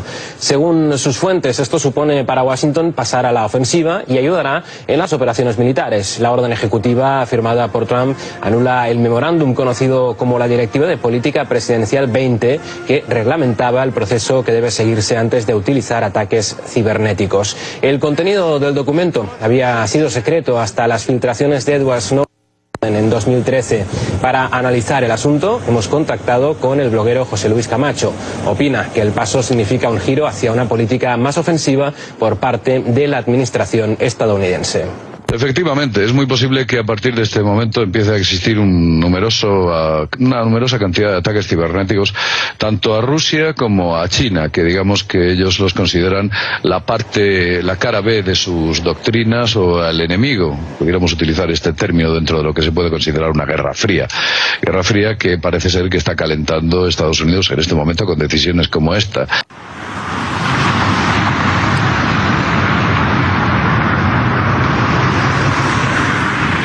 Irán es un país que ha sido blanco de ataques y sabotajes en diferentes aspectos, destinados a detener sus avances en la tecnología nuclear. Teherán, exhibición de la lucha contra el sabotaje industrial. Por primera vez, la Organización de Energía Atómica de Irán muestra elementos de sabotaje industrial que se han infiltrado en las centrifugadoras nucleares. El equipo ya estaba contaminado en el momento de su compra o fue contaminado por un tercero después de la compra e instalación. Los elementos encubiertos en los equipamientos se revelan a veces meses antes de su lanzamiento, pues normalmente se necesitan semanas para la instalación y la puesta en funcionamiento del equipo. عامل خرابکار چاشنی مواد منفجره خودش رو به صورت ماهرانه در قسمت گوشت بدنه فشارسنج جاسازی کرده بوده که در صورتی که بسته باشه و شما اطلاع قبلی نداشته باشید به هیچ وجه قابل شناسایی نیست و زمانی که انفجار ایجاد بشه و اون چاشنی کوچیک شما منفجر بشه یک سوراخ بسیار ریزی در بدنه فشارسنج ایجاد میشه که در نهایت باعث ایجاد ارتباط بین فضای داخلی سیکل خلأ شما و محیط اطراف میشه و در نهایت باعث کرش ماشین ها خواهد شد. El sabotaje industrial es una táctica económica para entorpecer al rival. Los rivales pretenden infligir daños a los sistemas de la contraparte mediante la venta de piezas contaminadas. La importancia y complejidad de la misión se incrementa aún más cuando el objetivo son los equipos de enriquecimiento nuclear, y ahí es cuando un tercero debe intervenir. تجهیزاتی که ملاحظه می‌فرمایید مربوط به سیستم برق و اتوماسیون صنعتی واحدهای هسته‌ای هست. عامل اطلاعاتی حریف توسط عامل نفوذی که در سایت‌های مجموعه وجود داشته اقدام به جاسازی مواد منفجره در درپوش‌های این تجهیز کرده که بعد از جاسازی مواد منفجره و انفجار باعث ایجاد اشتعال و آتش‌سوزی در بخشی از واحدهای صنعتی شده است. Irán dice que el sabotaje de equipos y emplazamientos nucleares se ha intensificado en los últimos años. Pero este hecho no es nada novedoso. ما یعنی متوجه شدیم که دستگاه‌های غربی به خصوص و کشورهای متخاصم و دشمن جمهوری اسلامی ایران فعالیت جدی و شدیدی رو نسبت به ایجاد خرابکاری از این طریق، به خصوص خرابکاری صنعتی، چون که خرابکاری صنعتی هم دامنه خرابکاری وسیعه، هم معونه کمتری میخواد و هم مشکلات بین المللیش از دید اونها کمتره، چون که میگن یه تجهیزات معیوبی مثلا به کار گرفته شده باشه در یه تأسیساتی، اگر اتفاقی بیفته انفجاری درش رخ بده، خب دیگه کی رو میخواد متهم بکنه؟ کسی نمیتوانه کسی رو متهم بکنه. میگن خودتون مثلا خوب اداره نکردید این تجهیزات، مثلا خودتون خوب نظارت بر امور نداشتید. El sabotaje industrial en instalaciones nucleares se realiza mediante un hardware o software. Lo más común es un ataque cibernético o la creación de un malware, programa malicioso. En el marco de la guerra cibernética, la generación y difusión del Stuxnet se convirtió en una de las noticias más importantes en 2010. Este gusano informático está diseñado para atacar y arruinar las centrifugadoras nucleares. سرعت ماشین سانتریفیوژ در حالت استاندارد 63000 دور در دقیقه است. اگر به هر دلیلی این سرعت قرار باشه که از این عدد بالاتر یا پایینتر بره، توسط سیستم اینورتر و PLC متصل به اون این سرعت مدیریت می شده.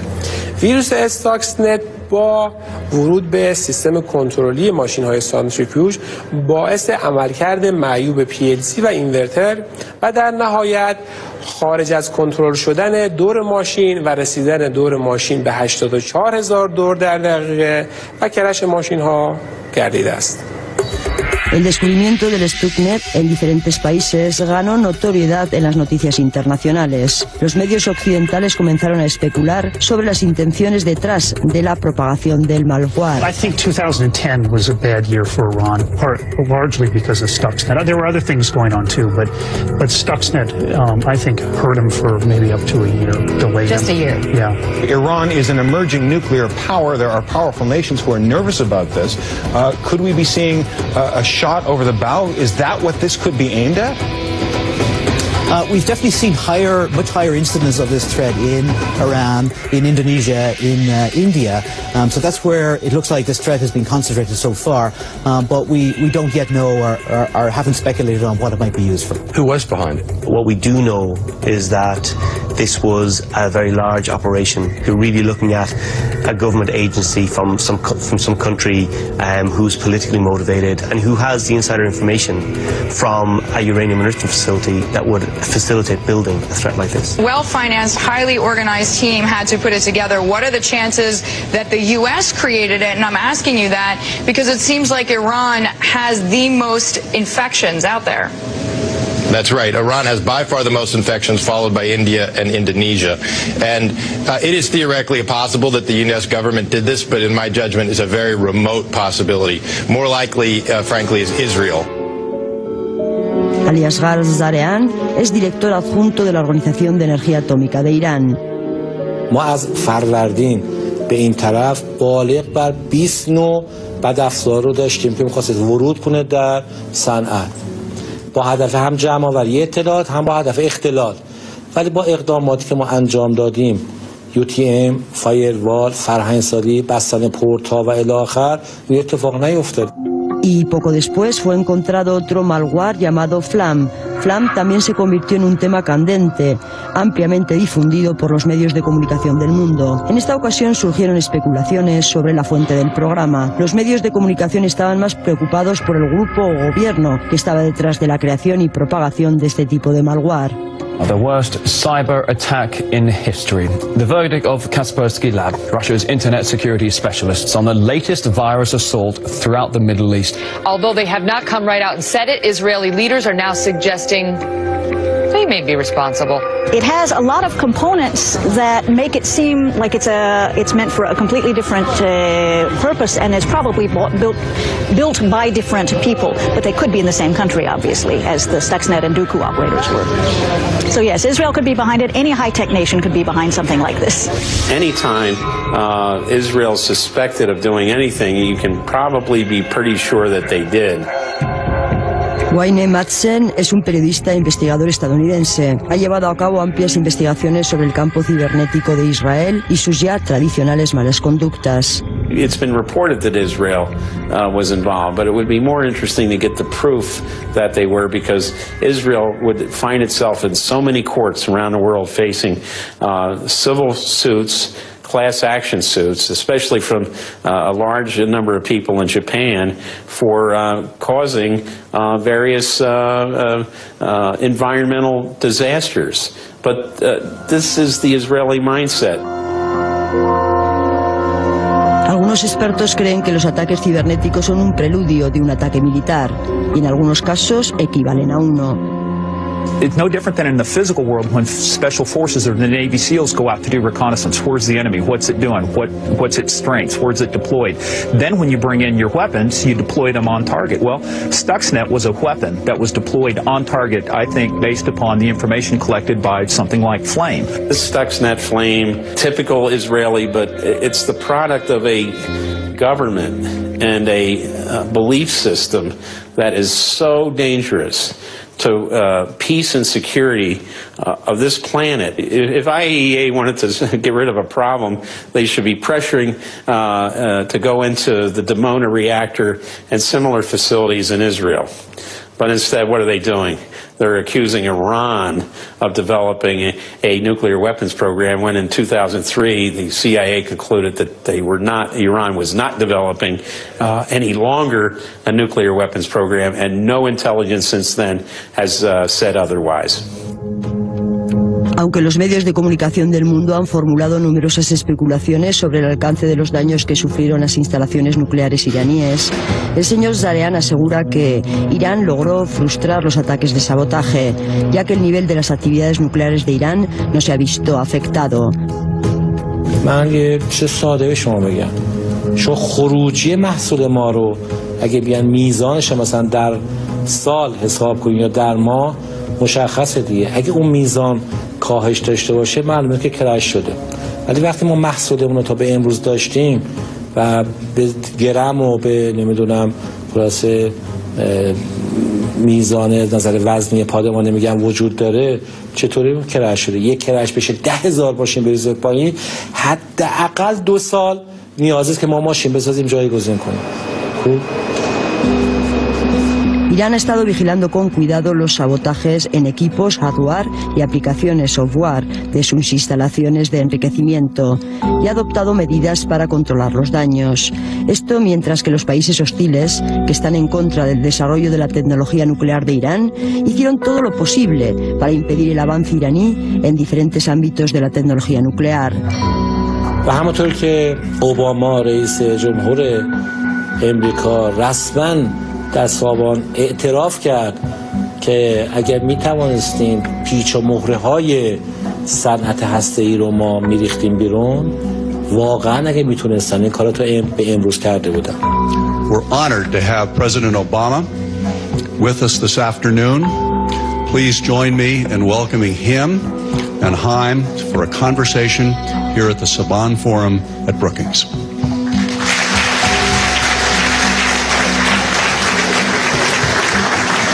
Should we start with Iran? We should. Okay, good.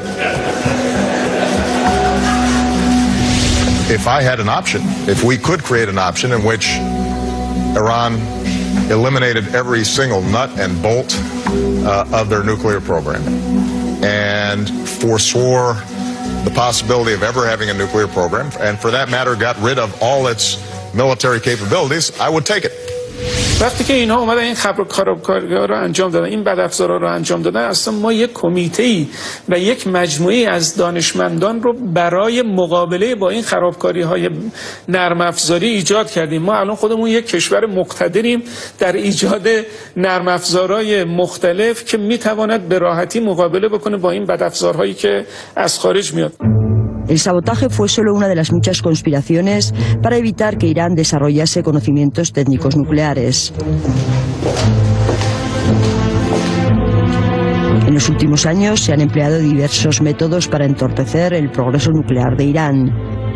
سعی می‌کنن از یک طرف بر روحی کارکنان مجموعه‌های هسته‌ای کار بکنن، اونها رو دچار نوعی سرخوردگی، دچار نوعی یأس بکنن، در بین اونها نفوذ بکنن اگر بتونن افرادی رو آگاهانه یا ناآگاهانه در اختیار بگیرن و اونها رو تخلیه اطلاعاتی بکنن و اگر همین ترفندهاشون اثر خودش رو نگذاشت و نتونست شتاب حرکت کشور رو در عرصه‌های فعالیت‌های هسته‌ای و امثال اون دچار وقفه بکنه، اینجا دیگه رذیلانه دست به ترور فیزیکی دانشمندان هستی میزنن که شاهد بودیم چند تن از عزیزانمون رو به خاک و خون کشیدن. Bombas, explosiones y disparos fueron los medios utilizados para la eliminación de lo que se conoce como una operación física. Esto ha resultado en la muerte de 4 científicos nucleares iraníes. یه پکیج باید این رو ببینیم، یعنی خرابکاری صنعتی، کنارش جاسوسی، کنارش تحریم، تهدید، تطمیع، اینا یه پک باید ببینیم که اولویت بندی شده. El ministro de Inteligencia de Irán dice que hay evidencias concluyentes sobre la continuación de esfuerzos para perpetrar atentados terroristas contra los científicos nucleares de Irán. در این زمینه شواهد، قرائن، حتی مدارک فیزیکی حتی بسیار زیاد وجود داره. سرویس های اطلاعاتی به خصوص سرویس رژیم صهیونیستی مثل شیطونی میمونه که از در وقتی بیرونش میکنی از پنجره میاد تو. یک لحظه غفلت کنی میبینی که عملیات تخریبی خودش رو، عملیات نفوذ خودش رو دوباره آغاز کرده. Mientras las conversaciones continúan entre Irán y el grupo 5+1, el canal estadounidense de noticias CBS reveló en un informe que la administración de Obama comunicó su deseo a la inteligencia israelí de detener los ataques terroristas contra científicos iraníes para permitir las negociaciones diplomáticas en curso. President Obama recognizes that this current stage of negotiations between the P5+1 countries in Iran are at a very delicate stage, and it certainly doesn't help to have a bunch of Mossad cowboys running around arranging assassinations of any Iranian, let alone Iranian nuclear scientists. Israel shouldn't be assassinating anybody abroad. We know they do it. El informe de la CBS divulgó y verificó las especulaciones previas de que Israel estaba detrás de los asesinatos y además que Estados Unidos tenía pleno conocimiento de las actividades de esta agencia israelí. La guerra de información directa e indirecta contra Irán continúa. La guerra de información es llevada a cabo por agencias de espionaje, principalmente el Mossad.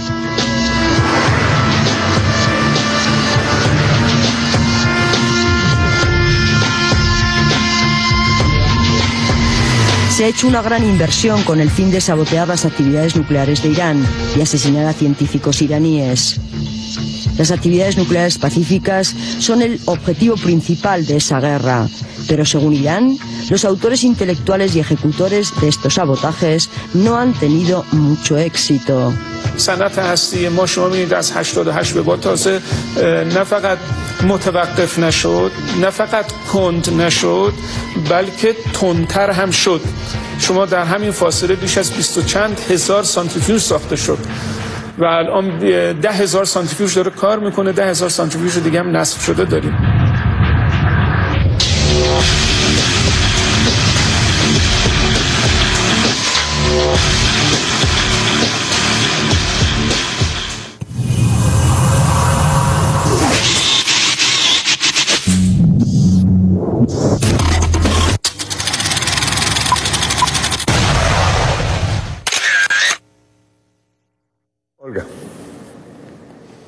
Me sorprende el video. Yo creo que hay que hacer un trabajo importante de difusión de los dos videos que pusiste, Mario, para comprender no solamente el tema del ciberespionaje, la ciberguerra, sino cómo otros países, al igual que nosotros, nos ha tocado un aprendizaje obligado a raíz de ataques a nuestros sistemas con el fin de doblegar al gobierno. En el caso de Irán, el gran dolor de cabeza de Estados Unidos es la energía nuclear, el uranio enriquecido, que permite a Irán desarrollarse tecnológicamente en el campo de la medicina, en el campo militar, en el campo energético y fortalecerlo como una potencia mundial que puede ocupar espacios y reducir el espacio hegemónico de Estados Unidos. Ha sido la gran preocupación.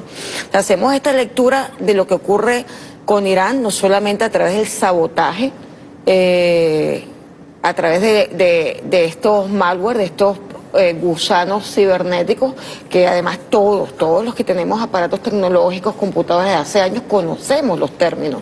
O sea, la oposición tiene hackers que hacen uso de las nuevas tecnologías, de los nuevos desarrollos, de nuevos programas para poder penetrar en nuestros sistemas, en nuestros propios teléfonos para sacar información. O sea, ¿por qué les sorprende que existe la posibilidad del ciberataque. Yo eso no lo comprendo, ni comprendo la burla respecto a esta posibilidad, cuando hay avances científicos que demuestran que eso es posible.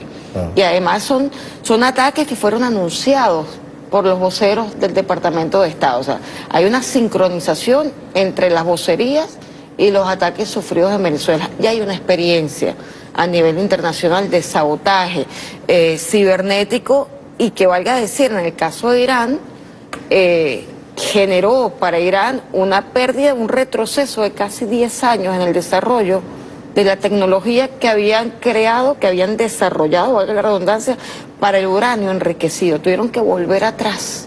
O sea, generó un retroceso importante en el campo, no solo del desarrollo tecnológico, sino en el campo económico. Al no lograrlo, como dicen allí, entonces, si no lo puedo hacer a través, porque ya has aprendido, ya estás protegiéndote, yo te asesino científicos que son importantes para el desarrollo nuclear.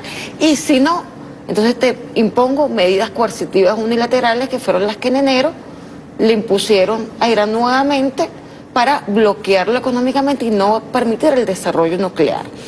En el caso de Venezuela, pues estamos en un escenario bastante similar al iraní en cuanto a la necesidad de Estados Unidos de apoderarse de nuestros recursos, impedir que nosotros, con nuestros aliados, podamos fortalecer la multipolaridad y sacarnos del juego.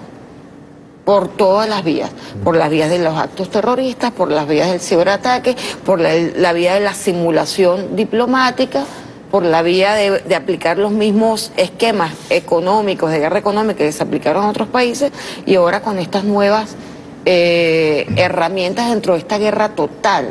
¿Qué hemos logrado? Hemos logrado un gran aprendizaje. Nos toca mucho que desarrollar para la defensa en todos los aspectos, pero indiscutiblemente hemos tenido un aprendizaje acelerado.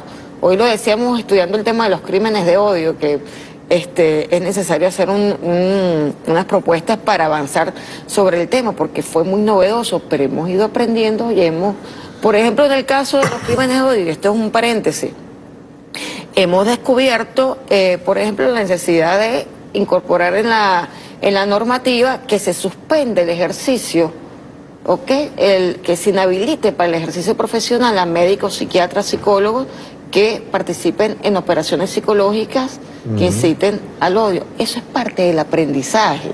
Y por eso es que tú decías que no hay normas para resolver este problema del ciberataque. Pero bueno, vamos a empezar a desarrollarlo y proponerlo en los espacios multilaterales, porque tiene que haber algún mecanismo de sanción y de obligación entre los estados para controlar que ocurra un blackout, incluso mundial, porque el temor es la posibilidad de un blackout mundial que nos lleve a un retroceso de 100, 200 años en un momento. Ahí lo veíamos en el primer video, ¿no? El primer video donde la persona que estaba planteando eso, tú planteas el blackout mundial, él decía la factibilidad de eso, puede paralizar el sistema eléctrico en un país completo, ahí lo plantea. Pero fíjate, algo que yo pienso que debemos recoger como aprendizaje, ¿no? o como clave para el triunfo en este ataque. Los iraníes, una vez que los atacaron su sistema nuclear y se dieron cuenta cómo era el sistema nuclear, pues dijeron, vamos a hacer las cosas, vamos a empezar a hacer nosotros nuestras centrifugadoras, y comenzaron a hacer sus centrifugadoras, y al final del video pudimos ver que hicimos 20.000, ya están 10.000 funcionando. Hacen un esfuerzo enorme en el desarrollo, en el fortalecimiento de su talento científico. Y yo pienso que nuestro presidente y nuestra revolución también ha visualizado eso. Tenemos ahora un ministerio de ciencia, un ministerio que ya no pertenece pero al ministerio de educación superior. Y eso es una de las cosas que definitivamente nosotros tenemos que avanzar, Mario.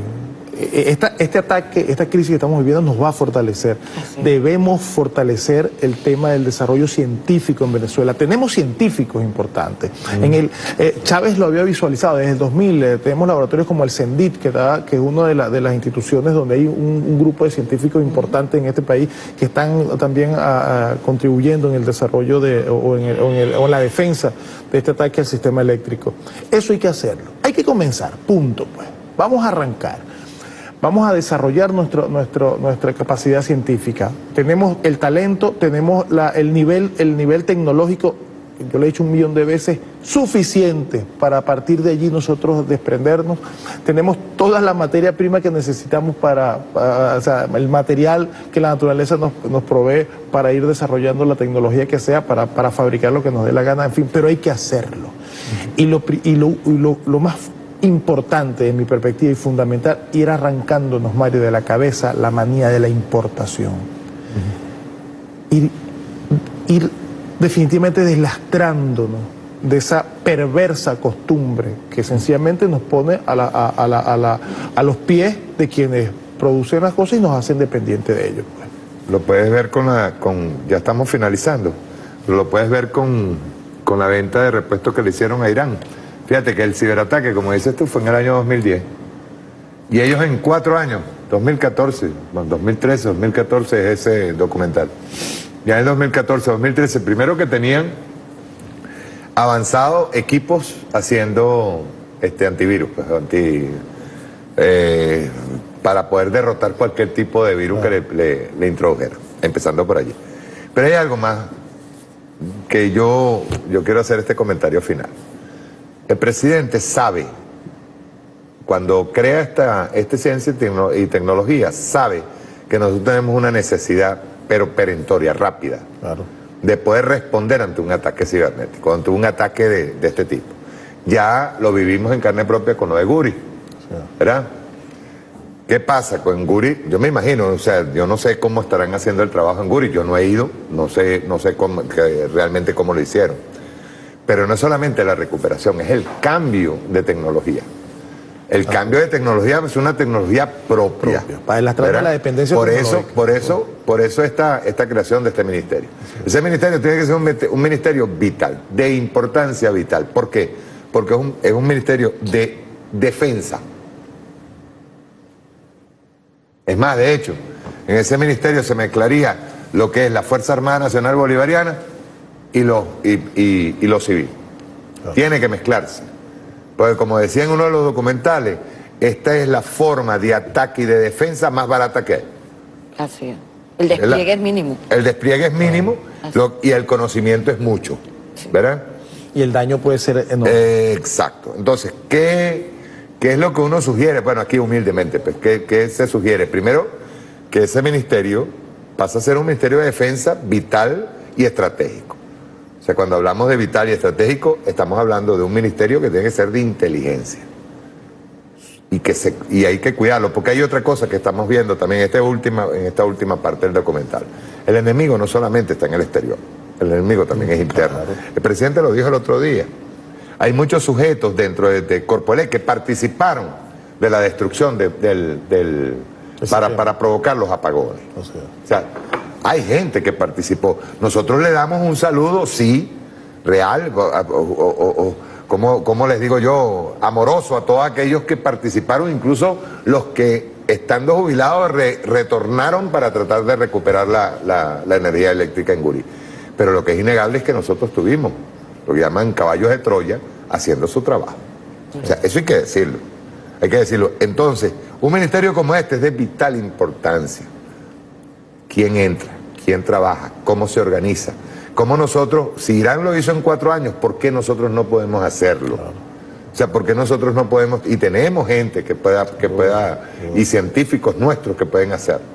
O sea, es convertir ese ministerio en un ministerio vital, porque es de defensa, repito. Es de defensa a la nación, defensa al Estado. ¿Ven? Independientemente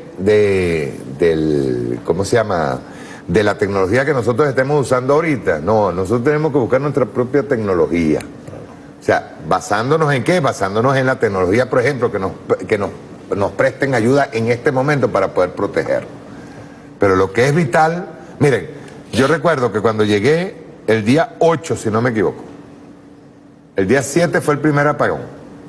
Y el día 8 cuando yo regresé a Caracas, cuando yo veo a Caracas, compadre, que no se veía nada, y que no había ningún tipo de comunicación, yo dije, y para remate, lo hicieron en luna llena, sin luna en ese cielo, caballo. Yo en ese momento dije, mire, hermano, si los gringos tenían una oportunidad para intervenir, la tenían en ese momento. Claro, repito, la respuesta va a ser extraordinaria por parte de nuestro pueblo. La estamos viendo ahorita. Sí.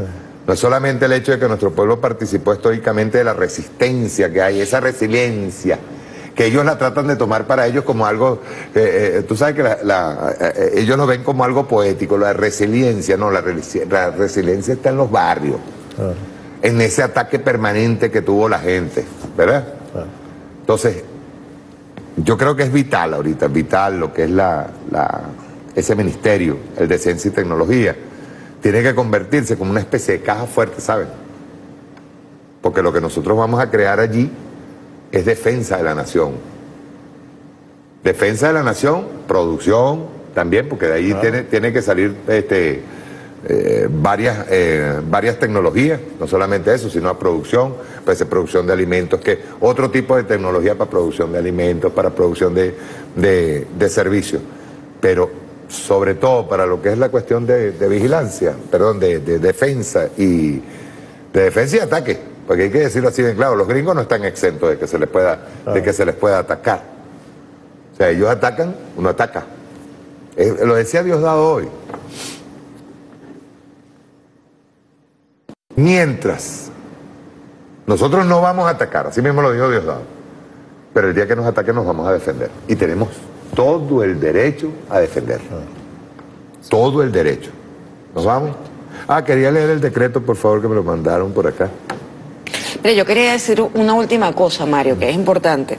Nosotros aprendimos, hablando de aprendizaje, con el caso de Leopoldo López, que tenemos que ser audaces en la tipificación de los delitos que se están cometiendo. Por ejemplo, están surgiendo nuevos delitos. Nosotros, no, y hay delitos que ya están en las normas, que ya están tipificados, pero que no hemos sido audaces en el momento, o nuestros fiscales en aquel momento no quisieron. Por ejemplo, en el caso de Leopoldo López, lo acusaron por daños al patrimonio público, pero no lo acusaron por actos terroristas, por incitación al odio, o sea, no fueron capaces de ir más allá de lo que teníamos, ¿no?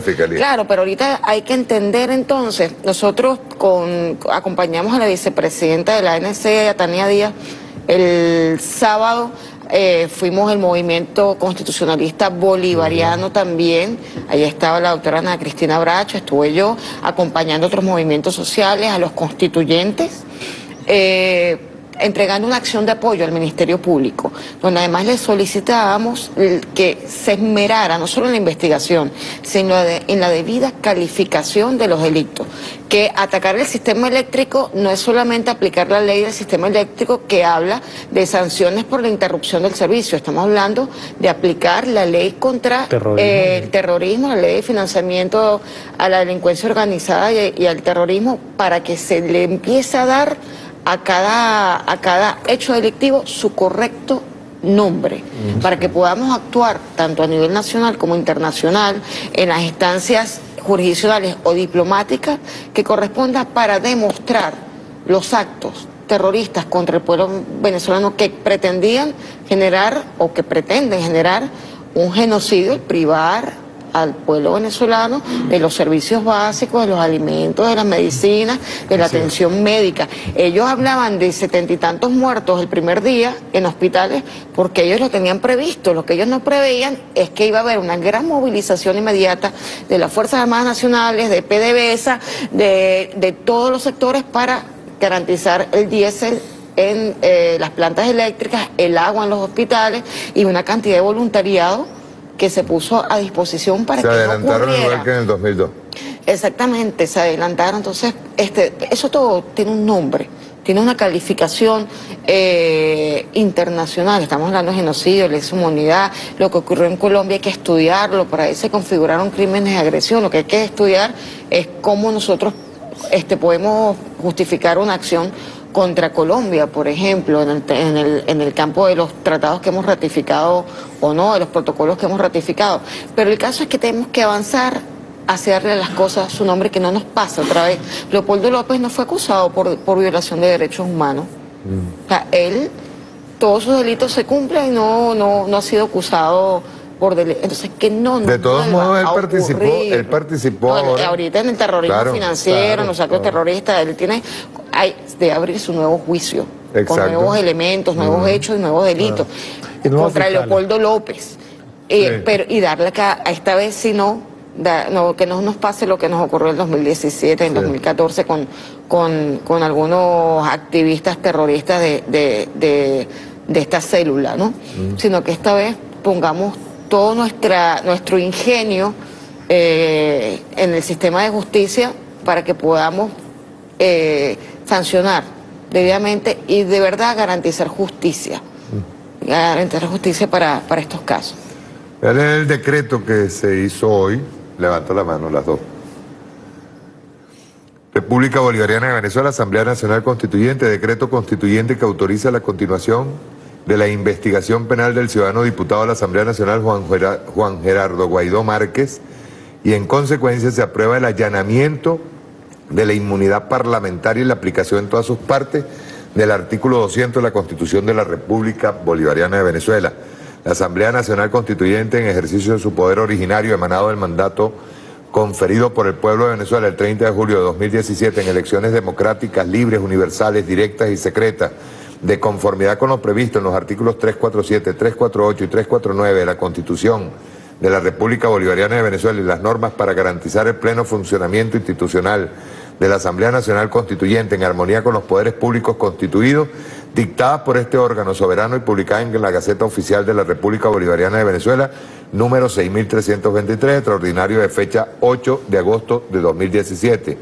Considerando que el Tribunal Supremo de Justicia solicitó autorización a esta soberana Asamblea Nacional Constituyente, referida al ciudadano diputado de la Asamblea Nacional Juan Gerardo Guaidó Márquez, titular de la cédula de identidad número 16726-086, a los fines de que se determine lo conducente según lo previsto en el artículo 200 de la Constitución de la República Bolivariana de Venezuela, decreta: primero, autorizar la continuación del enjuiciamiento del ciudadano diputado de la Asamblea Nacional Juan Gerardo Guaidó Márquez, titular de la cédula de identidad número 16726-086, y en consecuencia se aprueba el allanamiento de su inmunidad parlamentaria y la aplicación en todas sus partes lo estableció en el artículo 200 de la Constitución de la República Bolivariana de Venezuela. Segundo, publíquese el presente decreto constituyente en la Gaceta Oficial de la República Bolivariana de Venezuela y comuníquese al Tribunal Supremo de Justicia, dado y firmado en el hemiciclo protocolar del Palacio Federal Legislativo, sede de la Asamblea Nacional Constituyente en Caracas, los 2 días de abril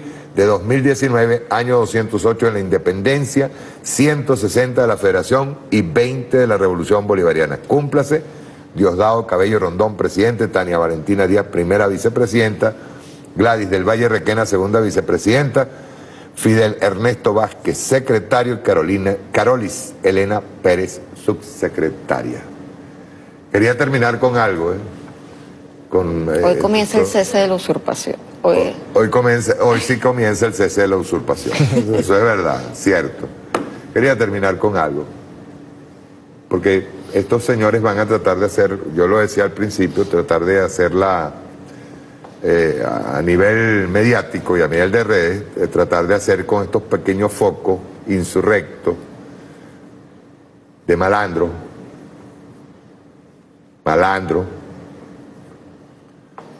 quieren hacer ver que hay un asedio. Por ahí nosotros teníamos un dicho que hay que cumplirlo: candelita que se prenda, candelita que se apaga. Nosotros tenemos las cuadrillas de paz dando vueltas, nuestros colectivos amorosos, pero nosotros vamos a defender Palacio, nosotros vamos a defender la nación. Olvídense que van a llegar, bueno, yo no creo que ni lleguen allá a Cantebé. Llegarán a Cantebé de visita si quieren. Pero se lo estamos diciendo: candelita que se prenda, candelita que se apaga. Esta revolución es pacífica, pero es armada. Chao, nos vemos. En el Valle del Es todo lo que debe ser cambiado. Es igualdad y libertad plena.